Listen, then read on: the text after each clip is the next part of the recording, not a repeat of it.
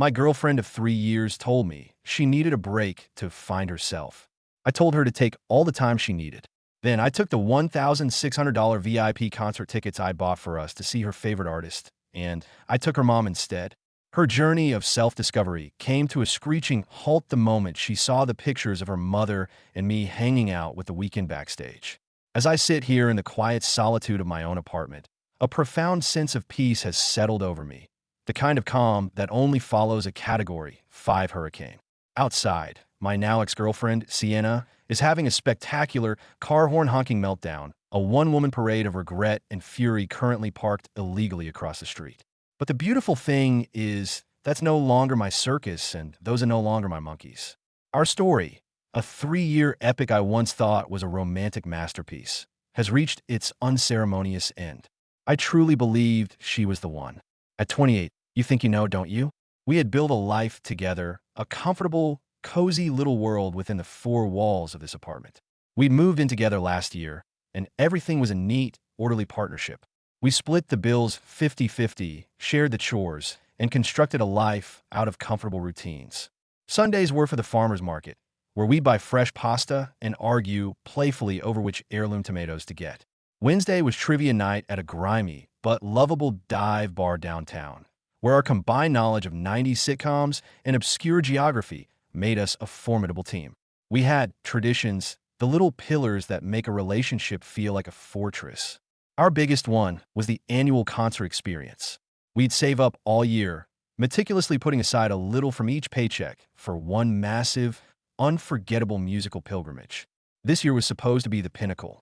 I had, through sheer luck and rapid-fire clicking, scored 2 VIP tickets to see The Weeknd. It wasn't just tickets, it was the whole package. Front section seats, exclusive merchandise, a pre-show lounge, and the holy grail, a meet and greet.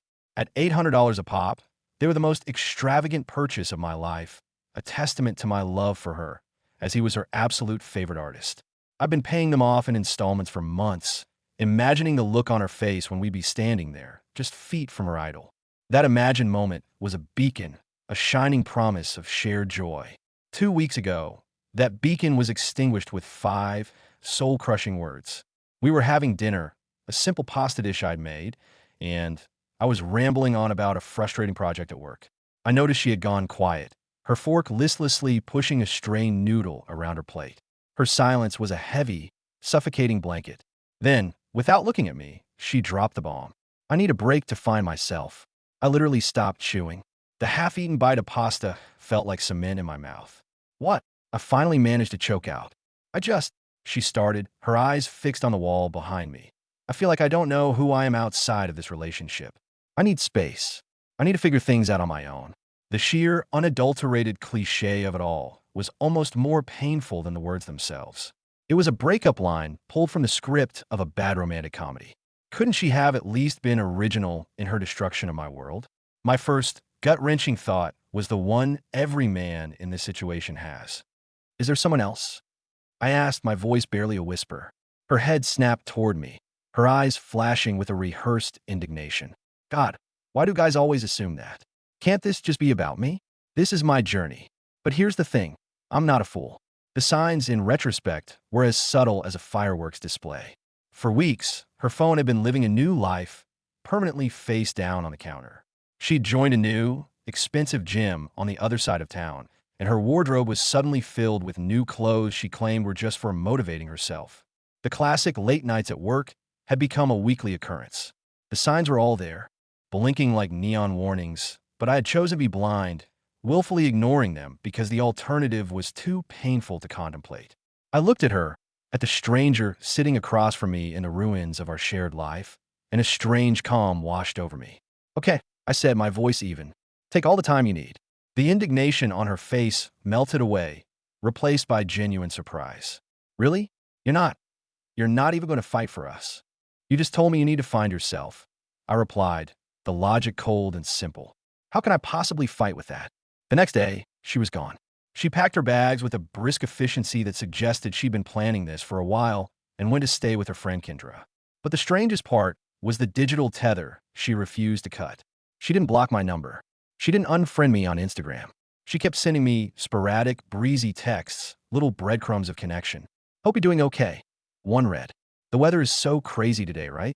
It was as if she had placed me on a shelf, expecting me to wait patiently, a loyal backup plan, while she went off on her grand adventure of self-discovery.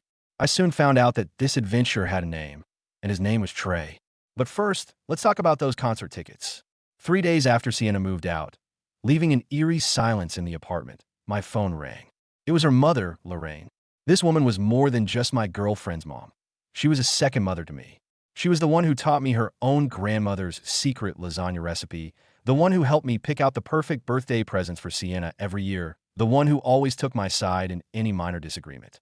She was, in short, a wonderful woman. Honey, I am so sorry about what's happening, she said, her voice thick with a sadness that mirrored my own. Sienna won't tell me a thing. She just keeps saying you two are on a break. That's about the long and short of it. I confirmed, the words tasting like ash. Well, that's just ridiculous, she huffed.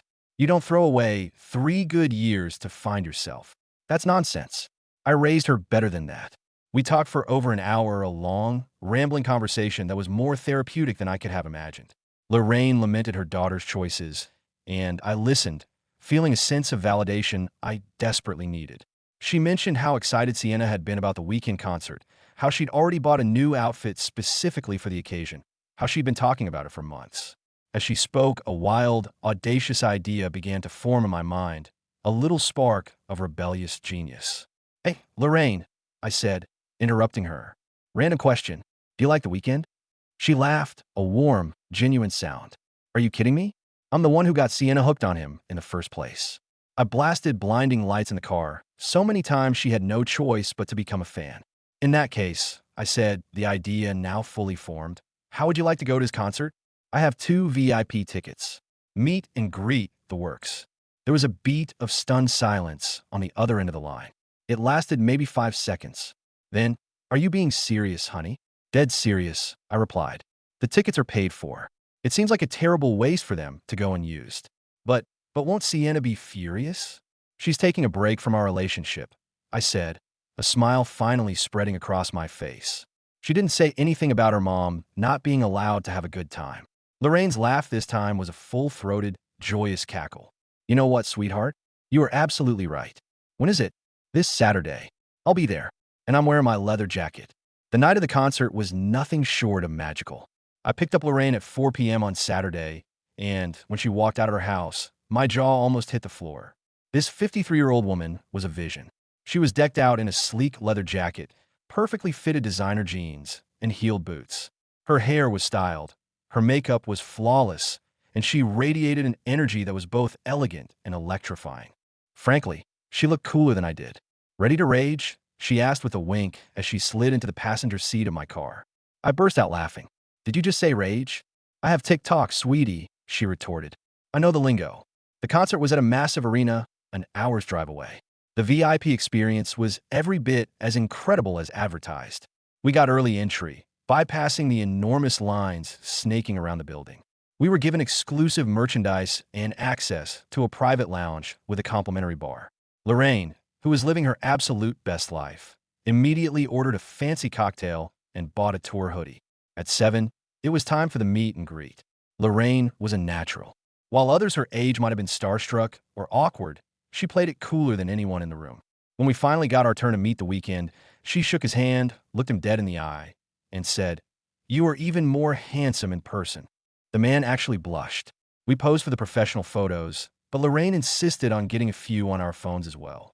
She staged a hilarious shot where she was pretending to whisper a secret in his ear while he was doubled over with laughter. It's a genuinely amazing photo. She looks like his longtime confidant. The concert itself was on another level. Our seats were in the very front section, so close we could see the sweat on his brow. The energy was electric, and Lorraine was in her element. She knew every single word to every single song, singing along at the top of her lungs, her face alight with pure joy. At one point, during the emotional peak of Save Your Tears, she squeezed my hand and shouted over the music, "Thank you for this. I haven't felt this young in years." It was in that moment of shared, unadulterated happiness that I decided to launch my little social media counteroffensive. I started with an Instagram story. It was a simple video of the performance, but I made sure to pan over to Lorraine, who was dancing and singing, completely lost in the moment. My phone, which had been peacefully silent in my pocket, began to vibrate almost immediately. Our mutual friends, Sienna's friends, everyone was watching. The first text started to roll in. Bro, is that Sienna's mom with you? Holy crap, you are a savage. Wait, weren't those tickets for you and Sienna? I'll let the speculation simmer for a few minutes before posting a second story. A smiling selfie of Lorraine and me, our VIP lanyards proudly on display, with the caption, Best concert buddy ever. Then, for the grand finale, I posted the professional meet and greet photo to my main feed. Lorraine looked like a total rock star. I captioned it. Sometimes the best experiences come from the most unexpected places. Thanks for an amazing night at Lorraine Styles. Yes, that is her actual Instagram handle. And yes, she has more followers than I do. 20 minutes later, as the encore began, my phone rang. The screen flashed with Sienna's name. I hit decline. She called again. Declined. Then the text messages began, a furious, staccato burst of digital rage. What the actual hell? Are you serious right now? Those were our tickets. Why is my MOM with you? This is so unbelievably immature. Call me back now. I powered off my phone and turned my full attention back to the show. Lorraine, who had seen me silence the calls, gave my shoulder a reassuring pat. Good for you, honey, she said with a knowing smile. I woke up the next morning to the digital aftermath of my actions. My phone's notification screen was a testament to Sienna's nocturnal meltdown. 73 text messages, 31 missed calls. And as if that weren't enough, my apartment building's buzzer was ringing incessantly. The texts from Sienna were a chaotic journey through anger, pleading, and back to anger again. The highlights included, I can't believe you would do this just to humiliate me. Everyone is laughing at me because of you. And my own mother. Can we please just talk about this? This is the pettiest thing I have ever seen. And my personal favorite, I still love you. We can work this out. The persistent buzzing was, of course, her. I peered out my window and saw her little red car parked haphazardly at the curb. I didn't answer. Instead, I called the one person who would understand. Morning, sunshine, Lorraine answered, her voice still buzzing with post-concert energy. I'm still on a high from last night. Glad to hear it. I laughed. Hey, just a quick heads up. Sienna's pretty upset. Oh, I know, she said with a sigh. She's been blowing up my phone since 6 this morning. Apparently, I'm a traitor who chose sides. I'm sorry, I said, feeling a pang of guilt. I really didn't mean to cause any problems between you two. Honey, you didn't cause a thing, she said firmly. My daughter decided to throw away a good man to find herself. Well, while she was out looking, I found a fantastic concert experience. She'll get over it. Around noon, Sienna somehow managed to get into the building, probably by tailgating a resident through the main door. Soon, a frantic banging started on my apartment door. I know you're in there, she yelled. Your car is in the parking lot. I remained silent, sipping my coffee. This is really immature. We need to talk about this like adults. The irony was so thick, I could have cut it with a knife. I saw Derek's story. I know you're home. Derek, my next-door neighbor, had apparently posted an Instagram story from his balcony, inadvertently revealing that I was, in fact, home. Mental note, block Derek. She kept at it for a solid 20 minutes, alternating between pounding on the door and attempting to guilt-trip me through the solid oak. Finally, I heard the muffled voice of my other neighbor, the elderly Mrs. Rodriguez, followed by Sienna's apologetic tones. The banging stopped. The real bombshell, however, dropped that night.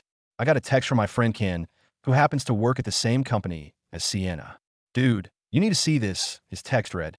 He sent me a series of screenshots from Sienna's Instagram stories, the one she had posted to her close friends list, which I was no longer on. She was at a trendy rooftop bar with a group of people, and prominent among them was a muscular guy I recognized from her gym photos. His name was Trey. The caption on one photo read, surrounding myself with people who understand growth. But the piece de resistance was another photo, a group shot where you could clearly see Trey's hand resting possessively on the small of Sienna's back. And this was all posted on the very same night she was banging on my door, begging to talk. I forwarded the screenshots to Lorraine without comment. Her reply came back in less than a minute. Wine tonight? My treat.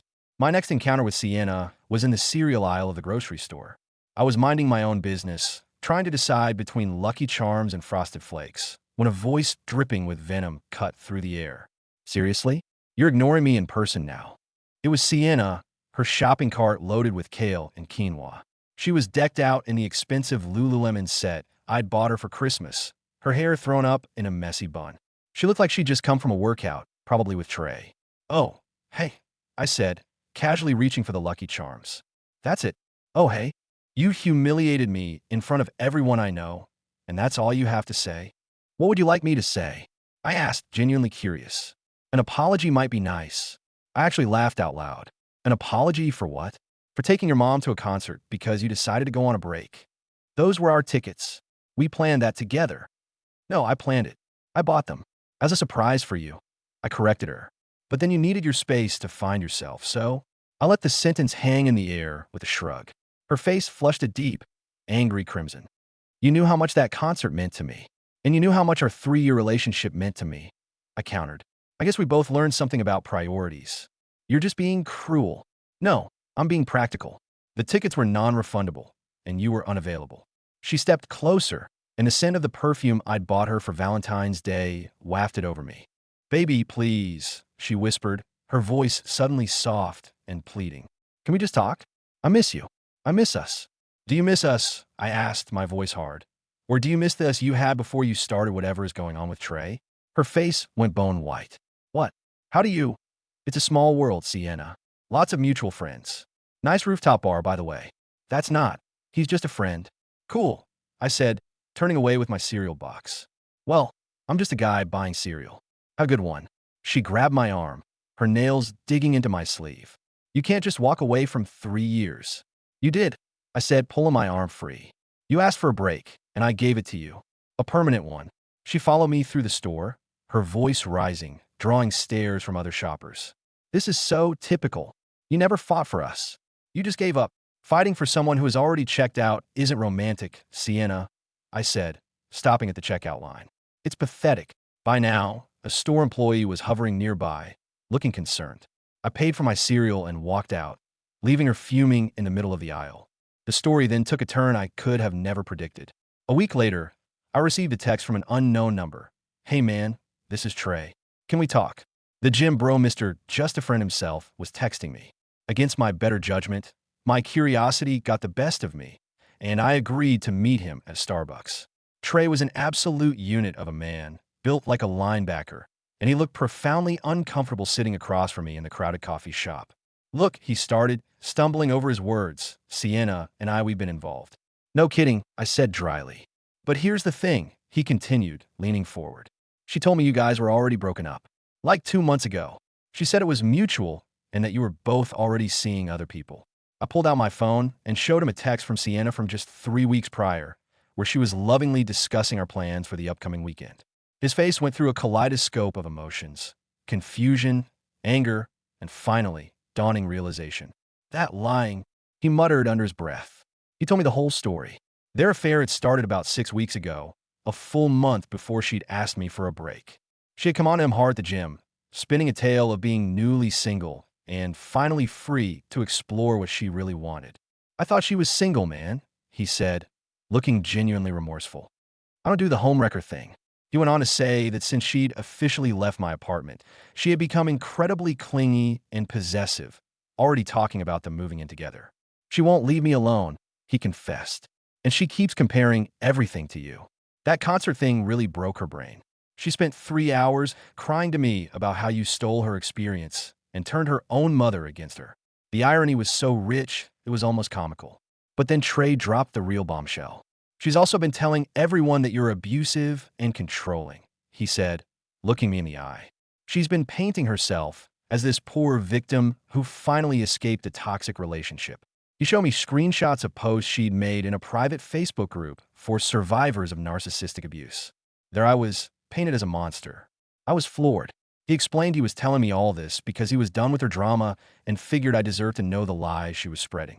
He advised me to save the screenshots, just in case she decided to escalate things further. Turns out Trey wasn't a bad guy, just another pawn in Sienna's game. He also revealed that he was at least the 3rd guy from the gym she had been involved with in the past few months. Her journey of self-discovery was just a euphemism for her auditioning my replacement while keeping me on the hook as her safety net.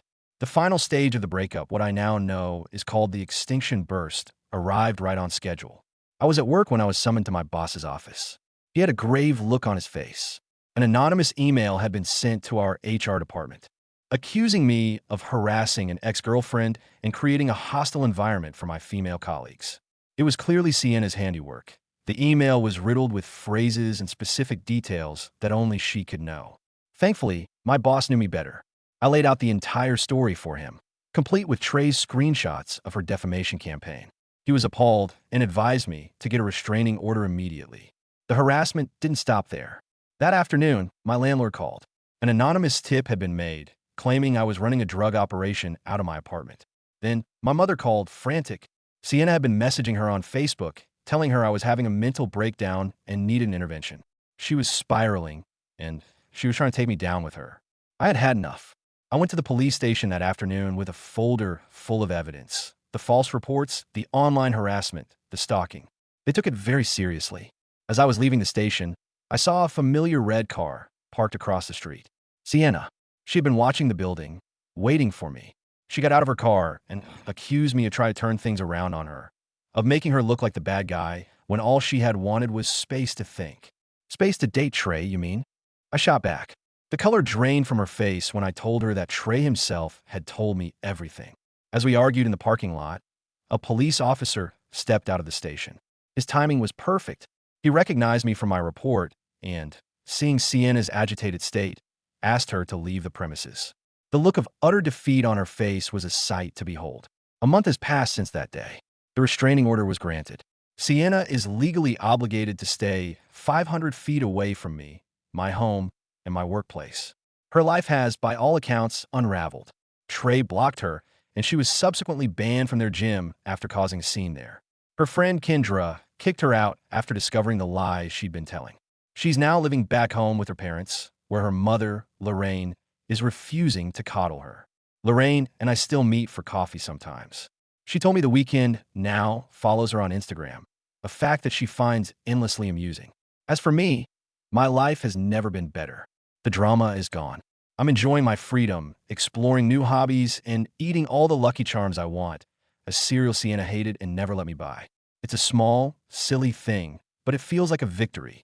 The best revenge, I've learned, isn't about spite.